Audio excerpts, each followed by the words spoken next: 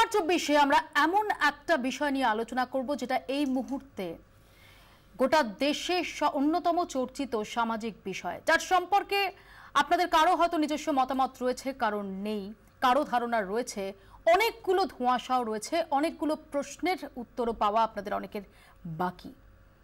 আমরা এই 1 ঘন্টায় সেই সমস্ত প্রশ্নের উত্তর পাওয়ার চেষ্টা করব। আমরা আলোচনা করছি আজকে 3 তালাক নিয়ে। যে প্রশ্নগুলো এই নিয়ে আমরা উত্তর খুঁজব। পাকিস্তান, বাংলাদেশ সহ বহু মুসলিম রাষ্ট্রে তালাক দিয়ে বিবাহ বিচ্ছেদ না হলেও ভারতে কেন? ধর্মের দোহাই দিয়ে 3 তালাক বাঁচানোর চেষ্টা কেন?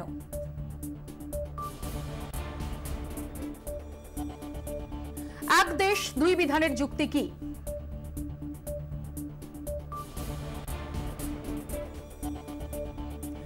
তালাক ধর্মের নির্দেশ নাকি ধর্ম প্রচারকের নির্দেশ? আর এই নিয়ে আলোচনার জন্য আমাদের সঙ্গে স্টুডিওতে যারা উপস্থিত রয়েছেন তাদের সঙ্গে পরিচয় করিয়ে দিই। আমাদের সঙ্গে রয়েছেন মাসিহুর রহমান, ইসলাম বিশেষজ্ঞ, রয়েছেন নাদিয়া হোসেন, শিক্ষিকা, রয়েছেন 2 অধ্যাপক বৈশাখী ব্যানার্জি এবং শম্পা সেন। আপনাদের সবাইকে স্বাগত জানাই। কিন্তু আজকে আমরা কেন এই আলোচনা করছি, কারণ আজ থেকে সুপ্রিম কোর্টে এই বিষয়ে কিনারা এই প্রশ্নের উত্তর পেতে, একটা চূড়ান্ত উত্তর পাওয়ার জন্য শুনানি শুরু হয়েছে। সুপ্রিম কোর্ট যে প্রশ্নগুলোর আধারে এই বিষয়টা খতিয়ে দেখছে, 3 তালাক কি ধর্মাচরণের সঙ্গে যুক্ত একটি মৌলিক বিষয়? 3 তালাক প্রথার কোনো সংস্কার কি সম্ভব?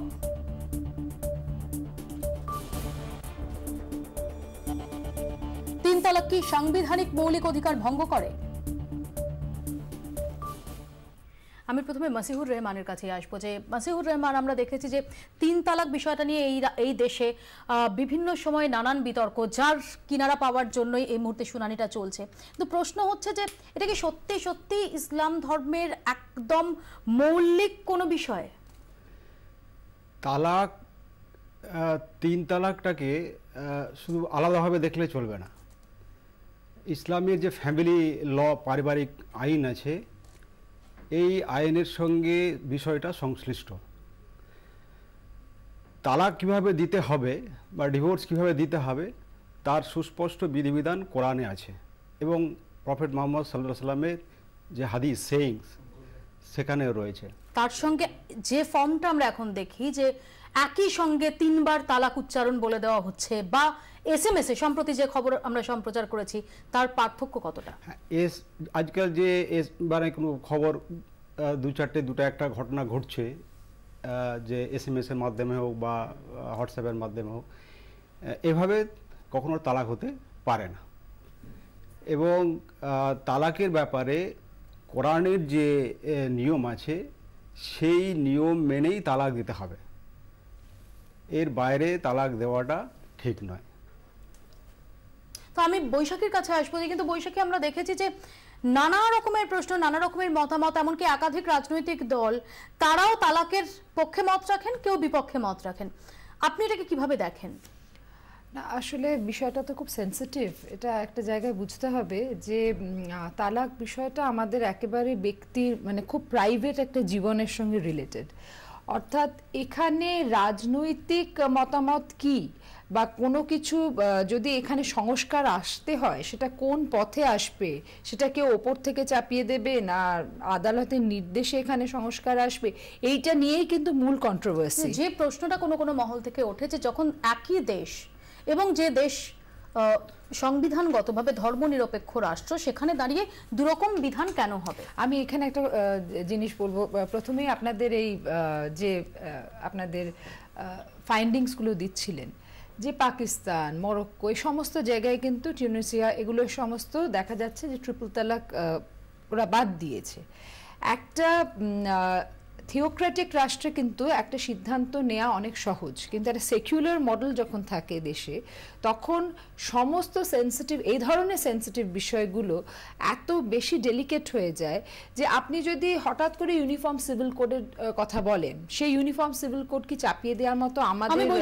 আপনার প্রশ্নের জের টেনেই আমরা একবার দেখে নেব যে যখন ভারত ধর্মনিরপেক্ষ রাষ্ট্র এবং ভারতবাসী তারা পাকিস্তান বা বাংলাদেশের থেকে নিজেদের অনেক লিবারেল বলে দাবি করেন, সেই জায়গায় দাঁড়িয়ে আমরা দেখতে পাই যে পাকিস্তান সহ বিভিন্ন ইসলামিক রাষ্ট্র সেখানে কিন্তু এই 3 তালাক কার্যকরী নয়। আমরা দেখে নিই কতগুলো দেশে কিভাবে তালাকের প্রক্রিয়া রয়েছে। পাকিস্তান, বাংলাদেশ, সৌদি আরব, সংযুক্ত আরব আমিরশাহী, এই সমস্ত তুরস্ক, ইরান, মিশর, কাতার, জর্ডান, তিউনিসিয়ার মতো 21টা দেশে 3 তালাক বিবাহ বিচ্ছেদের পথ নয়।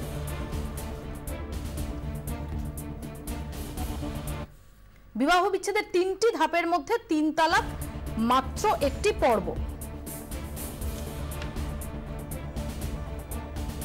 পাকিস্তানে কি হয়? বিবাহ বিচ্ছেদের জন্য সরকারি দফতরে নোটিশ দিতে হয়।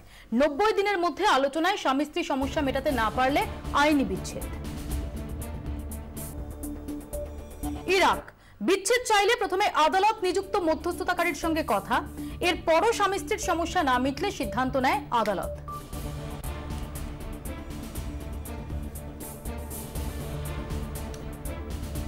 তিউনিসিয়ায় মুখের কথায় নয়, একমাত্র আদালতের মাধ্যমে বিচ্ছেদ সম্ভব। স্বামী স্ত্রীর সমস্যা মেটানোর চেষ্টা ব্যর্থ হলে তবেই বিচ্ছেদ।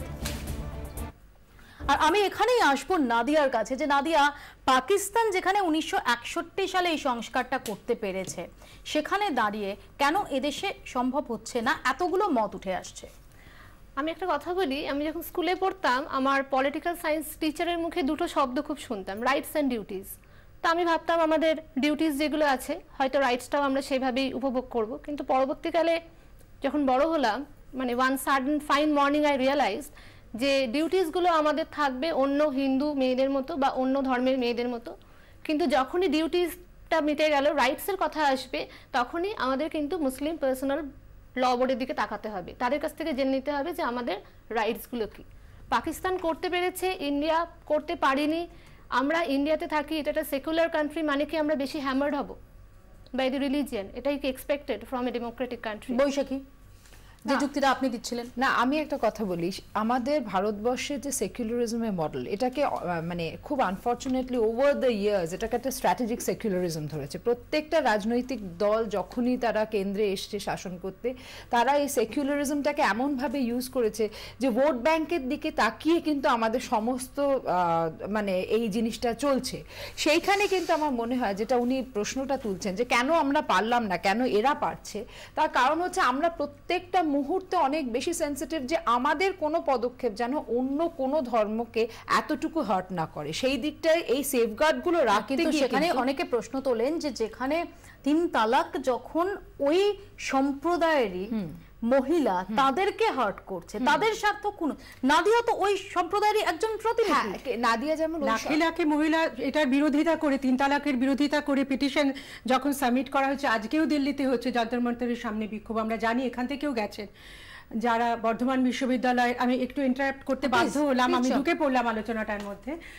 আমরা জানি বর্ধমান বিশ্ববিদ্যালয়ের আছে তানভীর, ও একটা অত্যন্ত লিডিং রোল প্লে করছে এক্ষেত্রে। তার কারণ আমি একটুখানি বলতে পারি, তার কারণ আমার মনে হয় এটা কোনো রাজনৈতিক দৃষ্টিভঙ্গি থেকে দেখা উচিত নয়। এটা আসলে মেয়েদের একটা মৌলিক সমস্যা এবং চূড়ান্ত লিঙ্গ বৈষম্যের দিক থেকেই বিষয়টিকে দেখা উচিত। এবং আমাদের মনে রাখতে হবে যে সমতার প্রশ্নে কিন্তু পিটিশনটা হয়েছে, অর্থাৎ পুরুষের সঙ্গে মহিলার সমতার প্রশ্নে, কোনো ধর্মের প্রশ্নে নয়। ধর্মের প্রশ্নটি কোন দৃষ্টি থেকে দেখা হবে সেটা সুপ্রিম কোর্ট সেই জাজমেন্ট দেবে। এবং এই বিচারপতিদের মধ্যে 5 জনের বেঞ্চের মধ্যে সমস্ত ধর্মের মানুষ রয়েছেন, যেটা অত্যন্ত সদর্থক। সেখানে পার্সি রয়েছেন, সেখানে মুসলিম রয়েছেন, হিন্দু রয়েছেন, শিখ রয়েছেন, খ্রিস্টান রয়েছেন, সমস্ত ধর্মের মানুষ মিলিয়ে অন্তত ধর্ম নিরপেক্ষতার বা সমস্ত ধর্মের দিক থেকে এটাকে বিচার করবার একটা দৃষ্টিভঙ্গি যাতে উঠে আসে, এরকম একটা ছাপ অন্তত আমরা দেখতে পাচ্ছি। আমি জানি না পরবর্তীতে কি ঘটবে, পরবর্তীতে কি আইন প্রয়োগ হবে, কি বলবে সুপ্রিম কোর্ট। কিন্তু একটা জিনিস, এটা কোনো ধর্মের দিক থেকে দেখার বিষয় নয়, এটা মেয়েদের সাম্যের ব্যাপার, মেয়েদের সমতার ব্যাপার, অধিকারের ব্যাপার। কারণ আমরা জানি যে পুরুষের স্বার্থকে রক্ষা করবার জন্য যদি 3 তালাক সেটা যেখানেই লেখা থাকুক না কেন, সেটা মুসলিমদের কোনো রকম সংখ্যালঘুদের ধর্মীয় বোধে আঘাত না করেই আমি বলছি, হিন্দু ধর্মেও তো বহুকাল ধরে সতীদাহ প্রচলিত ছিল, বিধবাদের বিবাহ দেওয়া হতো না। তো রামমোহন বিদ্যাসাগরের মতন মানুষরা 19 শতকে এগিয়ে এসেছিলেন বলেই তো আজকে অন্তত বেশ কিছু হিন্দু মেয়ে এগিয়ে আসছে। আমি ঠিক এই জায়গাতেই আসবো, সমতার অধিকার নিয়ে রাইট কথা বলছি। 1955 সালে আমাদের হিন্দু ম্যারেজ অ্যাক্ট হয়ে গেছে এবং ডিভোর্স সংক্রান্ত আইন হয়েছে। তাহলে আইনটা কেন দুজন যে কোনো ধর্মের ক্ষেত্রে দুটো জিনিস আমাদের মনে রাখা দরকার। আমার মনে হয় যে মেয়ে কথাটার মধ্যে কিন্তু অনেকগুলো লেয়ার্স আছে। যেমন কিছু মেয়ে এগিয়ে এসে এটার বিরুদ্ধে বলছে, আবার আমি দেখেছি অনেক প্রোগ্রেসিভ মহিলাই কিন্তু বলছেন যে ইসলাম ধর্মের মধ্যে সাম্যের বিষয়টার দিকে যথেষ্ট নজর দেওয়া হয়েছে। আপনি হয়তো আমি একটা জিনিস বলবো যে একটা জিনিসের মিসইউজ হতে পারে, কিন্তু তার মানে সেটা বিষয় নয়। আমি মোটেই নরেন্দ্র মোদী সরকার করেছেন বলে, কারণ গত দুদিন আগে গুজরাট রায়ের প্রসঙ্গে, গুজরাটের দাঙ্গার সময় বিলকিস বানুর প্রসঙ্গে যে রায় বম্বে হাইকোর্ট দিয়েছে সেটা সম্পূর্ণ উলঙ্গ করে দেয় যে কি ভয়ানক ধর্ষণ অত্যাচার হয়েছিল। আমি এখানে কোনো রাজনীতি, আমি বলছি আমি একটা নিজে যেহেতু মেয়েদের সমতার প্রশ্ন, উনি আরো ভালো বলবেন এই বিষয়টা, কিন্তু আমি যেহেতু একটা নিজে মাইনরিটি ইনস্টিটিউশনে পড়াই, আমি জানি যে তাদেরও সেখানেও তো শিক্ষিকারা আছে, তাদের মধ্যে কিন্তু একটা খুব ব্যালেন্স ভিউ হচ্ছে যে আমাদের রিলিজিয়নের মধ্যে যথেষ্ট ইকুয়ালিটির জায়গাটা আছে, সেটা আমাদের মাইনরিটি কথাটা বারবার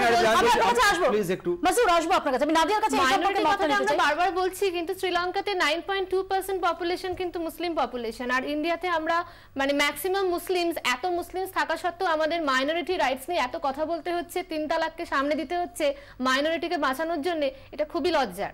বিভিন্ন ইসলাম নিয়ে যারা চর্চা করেন তাদেরই একাংশ তারা প্রশ্ন তুলছেন যে ইসলামে তালাককে এই বিবাহ বিচ্ছেদের একটা ধাপ হিসেবে দেখানো হয়েছে, যেখানে দাঁড়িয়ে এখন যে ফর্মটা বেশি করে চালু এবং সবচেয়ে বেশি যেটা নিয়ে বিতর্ক রয়েছে তার মধ্যে কি অনেকটা ফারাক রয়েছে।